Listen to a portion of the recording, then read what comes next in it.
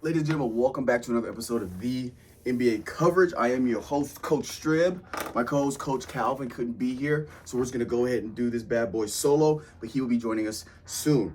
Alrighty, we're going to go over standings, Eastern Western Conference standings, statistical leaders, and then just go over, obviously address the elephant in the room with some trades, and then just going over what we're seeing so far in the league. So East, we have Cleveland Cavaliers at 1, Boston Celtics at 2, Knicks at 3, Pacers at 4, Milwaukee Bucks at 5, Detroit Pistons at 6, Miami Heat at 7, Orlando Magic at 8, Hawks at 9, Bulls at 10, 76ers at 11, Nets at 12, Raptors at 13, Charlotte Hornets at 14, Washington Wizards at 15. In the West, we have Oklahoma City Thunder at number 1, Memphis Grizzlies at 2, Denver Nuggets at 3, Houston Rockets at 4, LA at 5, Timberwolves at 6, Clippers at 7, Mavs at 8, Kings at 9, Suns at 10, Warriors at 11, Spurs at 12, Trailblazers at 13, Utah Jazz at 14, and New Orleans Pelicans at 15. Statistical leaders, points per game, Shai Gilgeous-Alexander at 32.6 for OKC.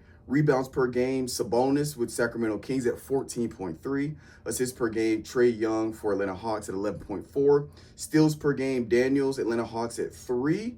Blocks per game, Victor Wembanyama at 3.9 for the San Antonio Spurs. Field goal percentage, Kessler for the Utah Jazz at 71%. 3-point percentage, Luke Kennard for the Memphis Grizzlies, 47.7% from the 3. Free throw percentage, Steph Curry at 93.1.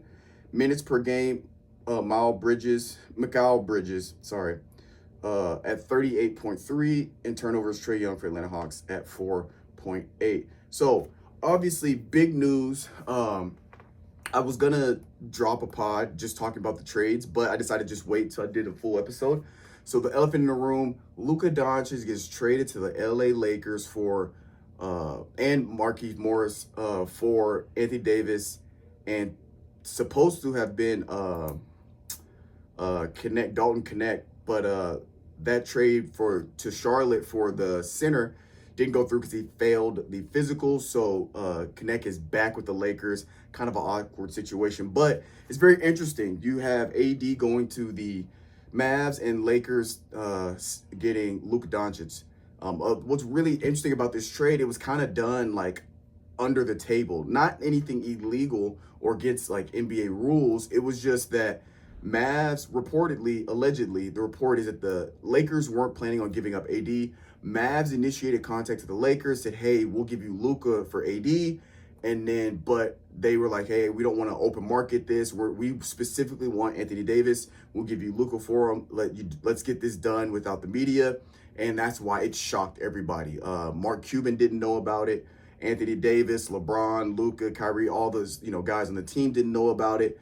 It was a very under the table, or under the media, I should say, type of deal.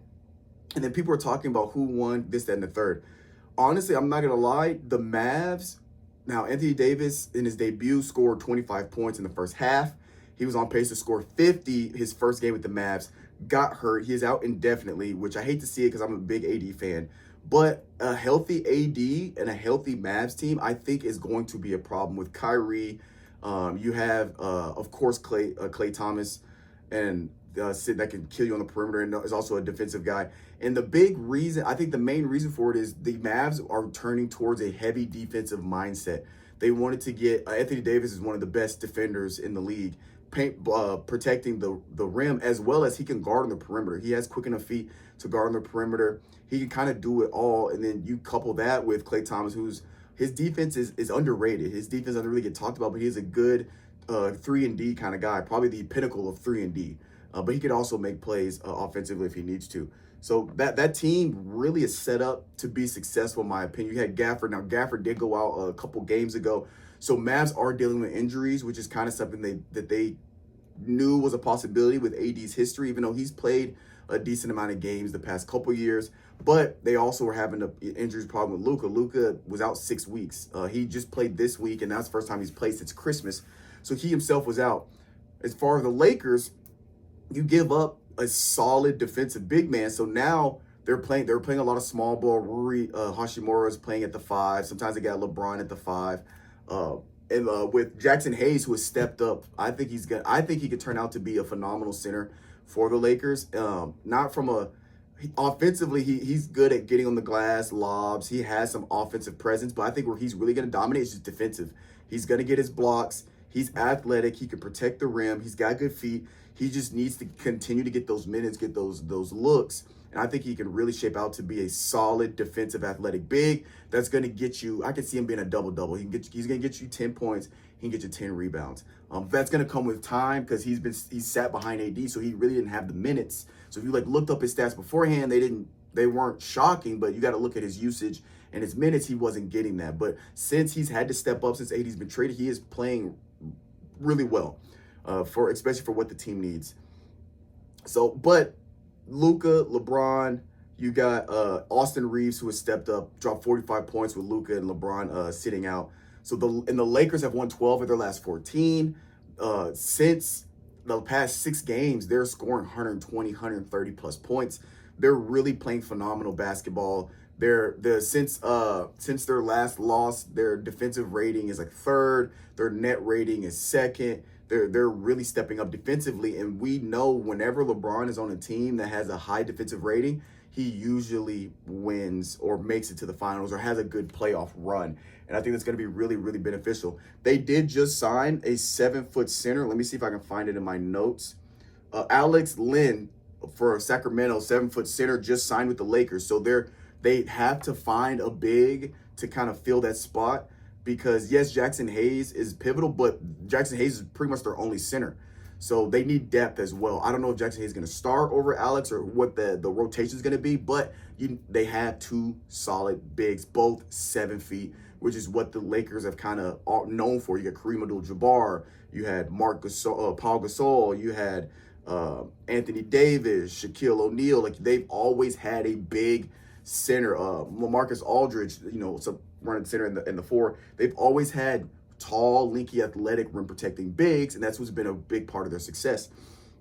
So that's kind of the Lakers, their signature is you got an absolute dog offensively, whether it's the 2 or 3 guard, and you have just a big athletic center for the Lakers. So they get that piece. Now it's going to be about J.J. Redick finding the best rotation and the best guys that can play well together. Some other news.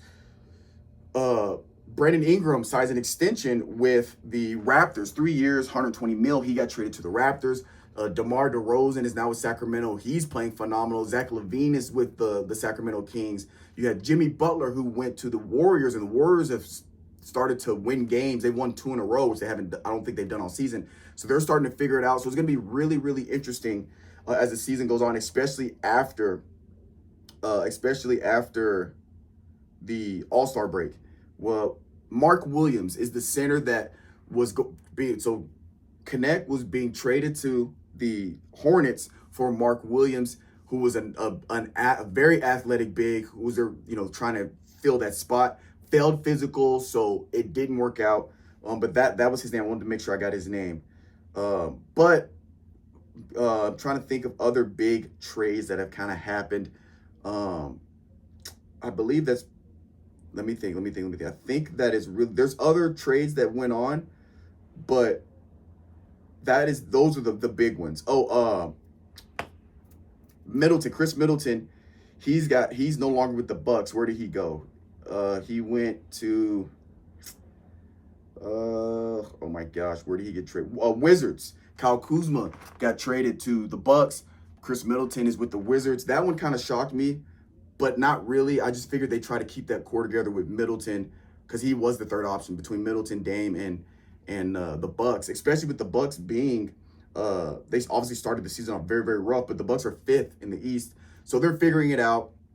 So it's gonna be really interesting to see. Teams as a whole, Cleveland overtakes Boston for that number 1 spot. They're 5.5 games ahead of Boston. Even though Boston, they are playing well, but the Cleveland Cavaliers are just stringing together more wins. And obviously Oklahoma City, I think top to bottom, the best team ball being played is by the Oklahoma City Thunder. You have just from their 1 all the way to their 5, Shai Alexander's playing phenomenal. They're playing great defense. So OKC, and then Memphis Grizzlies slide to number 2. Houston Rockets were 2. They dropped to number 5. Now, I will say between the 2 spot and the 5 spot, it is a 2.5 game difference. So the Lakers were 4th, but because they didn't play today, they dropped to 5th. So it's going to be a lot of shifting right there between the 2 and 5 spot. But if the Lakers continue this run, I can see them finishing at 2nd in the West. And I think the Lakers, I don't want to say just now because Luka is coming off an injury. Field goal percentage wise, he's not having his best year in terms of shooting efficiency.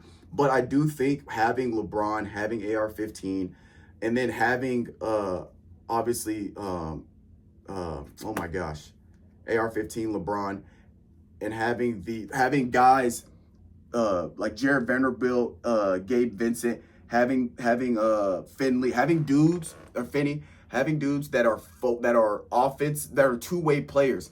Because the big problem with Luka, his knock is that he is not a defensive minded. He's a liability on defense. He kind of just does these dumb fouls in the game instead because he doesn't want guys to get by and they'll just foul him. Having him surround everybody else on that team, 1 through 5, is so heavily defensive oriented to where it kind of takes the pressure off Luka to really be like a defensive guy. I do think JJ Redick's going to coach him up to become a better defender, and LeBron James obviously taking him under his wing because he's only 25. I think he's going to become a better defender, but being surrounded by like AR-15 is a great perimeter defender. You have obviously LeBron James who can guard 1 through 5 is a great perimeter defender. You have Jackson Hayes who is stepping up to becoming a good shot blocker. His first play of, I think the first game he started, second game he started, it was a block pin on the backboard. He's stepping up to becoming developing to a good rim protector. You have Jared Vanderbilt, who we know is a defensive guy. You have Gabe Vincent, who was a great perimeter defender. So being surrounded by these defenders is kind of going to make up for the fact that he's not defensive oriented, and I think it's going to develop him to become more defensive. If Luka gets even decently defensive minded, it's going to be a problem. It's going to be a problem. But that's pretty much it. And then the Knicks, again, Karl-Anthony Towns, Jalen Brunson, guys are playing phenomenal. So that is going to be exciting. And then the All-Star break is coming up. I'm not going to go too deep on like the All-Star teams, this and the third, but I will be covering, we will have an episode kind of recapping the All-Star. There is a different format. It's going to be a 4-team tournament. And yeah, we'll see how that goes, but hopefully it's exciting. And I always look forward to the All-Star games. But that's going to do it for this episode of the NBA coverage. We'll catch you guys next week. I'm gonna chase my dreams.